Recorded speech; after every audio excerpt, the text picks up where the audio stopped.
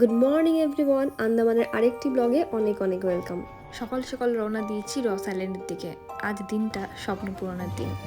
যদিও আমাদের যাওয়ার কথা ছিল বারাটাং আইল্যান্ড, দেখার কথা ছিল মাড ভলক্যানো, লাইমস্টোন কেভ, কিন্তু লাস্ট মোমেন্টে আমরা প্ল্যান চেঞ্জ করি। আন্দামানের প্রথম দিনের প্ল্যানটা আমরা শিফট করি লাস্ট দিনে, যেটা সাইক্লোন অ্যালার্টের জন্য কমপ্লিট হয়েছিল না। কারণ স্কুবা ড্রাইভিং না করে তো আমরা বাড়ি ফিরছি না, আর কিছু হোক না হোক। কিন্তু তার আগে আমরা চলে যাব রস আইল্যান্ড, যেটা নেতাজি সুভাষচন্দ্র বোস আইল্যান্ড নামেও পরিচিত, যেটা মোদিজি 2018 সালে নামকরণ করেন। রস আইল্যান্ডে থাকার কোনো ব্যবস্থা নেই, তবে এটার হিস্টোরিক্যাল ভ্যালু রয়েছে। ব্রিটিশদের সময় এটা আন্দামানের নিকোবরের ক্যাপিটালও ছিল, আর এখন পড়ে রয়েছে ব্রিটিশের অফিসিয়াল বিল্ডিংসের কিছু ধ্বংসাবশেষ। তবে এখানে এসেই যেটা অবাক লাগলো, এত পরিমাণে হরিণ রয়েছে, তবে তারা মোটেই ভয় পায় না মানুষ দেখে, বরং আমি ভয় পাচ্ছিলাম ধরতে। শেষমেশ তারা সেলফি তুললো না আমার সাথে, তাই করতে আমরা আমাদের কাজে চললাম। श्रद्धांजलि स्टोर करके लिखा है ना। हाँ। ये ब्रिटिश टाइम का उन लोगों का राशन का स्टोर था। राशन स्टोर दिखने वाला पावर हाउस है। ये प्रिंटिंग प्रेस में पहला बार प्रिंटिंग किया था द डेली टेलीग्राफ न्यूज़पेपर। कहाँ से?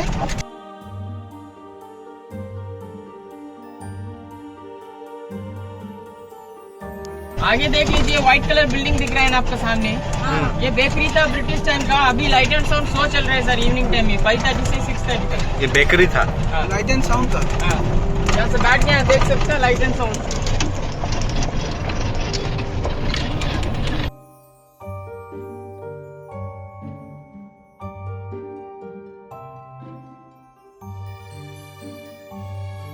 का क्लब था अंग्रेज टाइम का, इसमें डांसिंग सब चलता था।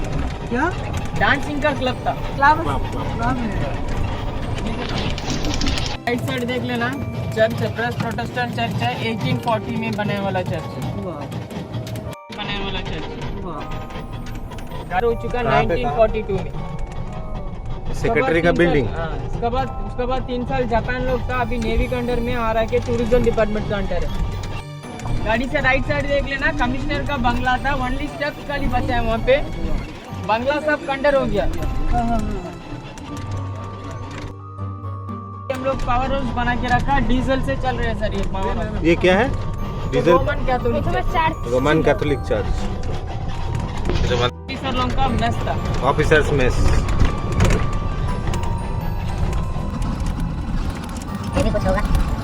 गाड़ी से राइट साइड देख लेना, ये आगे ट्रूप्स बैरकेस में 165 सिपाही लोग काम करता था, सोल्जर्स का बैरक था। बैरक सोल्जर्स का बैरक। आगे तो ये क्या है? बैरक ये सेम। हम लोग सी लेवल से 200 फीट ऊपर है। এখানে আসলে অবশ্যই তোমরা টোটো নিয়ে নিও, যেটা 80 টাকা মতো পড়বে, কারণ টিকিট কাউন্টার থেকে লাইট হাউস পর্যন্ত রাস্তাটা খুব একটাও কম নয়। আর টোটো যেখানে নামিয়ে দেবে সেখান থেকেও অনেকটা রাস্তা এবং অনেকগুলো সিঁড়ি রয়েছে লাইট হাউস পর্যন্ত যাওয়ার জন্য।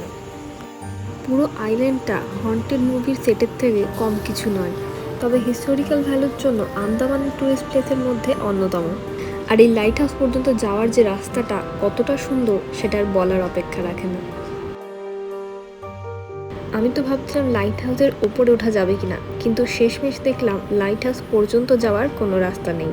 এখানে কিছু ফটোস ক্লিক করে আমরা ফেরত যাওয়ার জন্য রওনা দিলাম, কারণ আমাদের 1 ঘন্টা টাইম দিয়ে দেওয়া হয়েছিল। তবে এখানে আসলে জল ক্যারি করো বেশি করে, কারণ আমাদের ফেরত যাওয়ার সময় জল ফুরিয়ে গিয়েছিল আর আমরা মাঝখানে কোথাও জল পাইনি। অনেক রিকোয়েস্টের পর স্যারের সাথে সেলফি তুলে আমরা রওনা দিলাম নর্থ বের দিকে।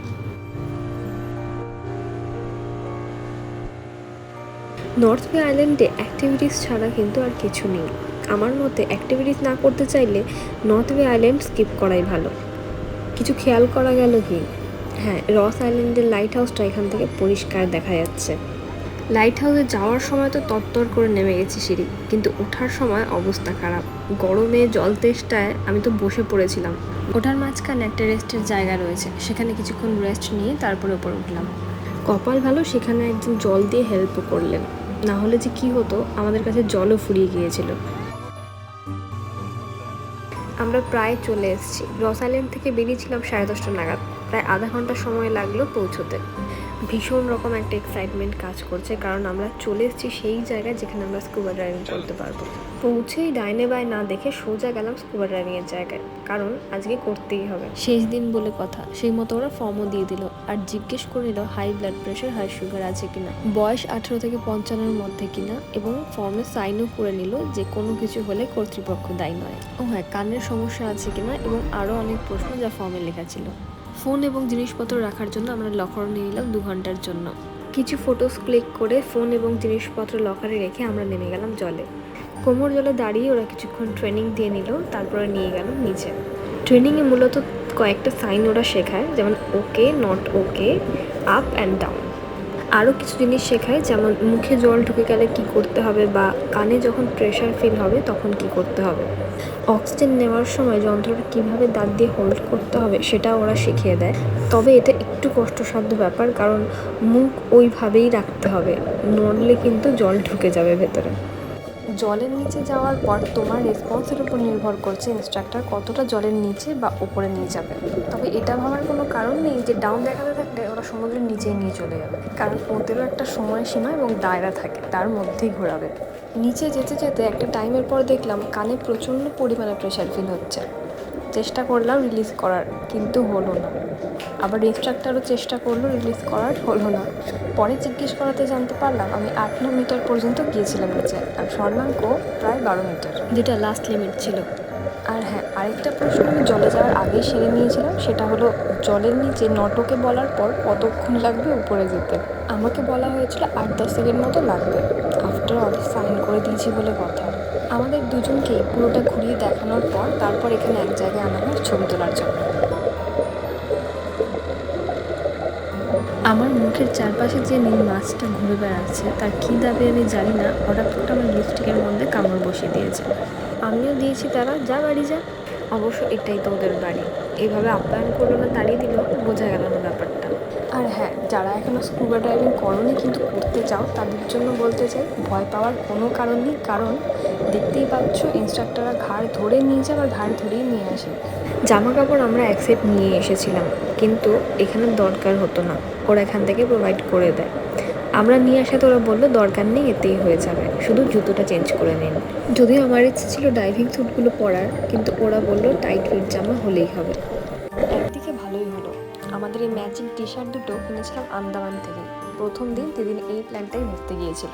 হিসেব মতো আজকে 12টা আইল্যান্ড ঘুরে বিকেলে যাওয়ার কথা ছিল সাগরিকা এম্পোরিয়ামে শপিং করতে, কিন্তু সেটা আর হয়ে উঠলো না।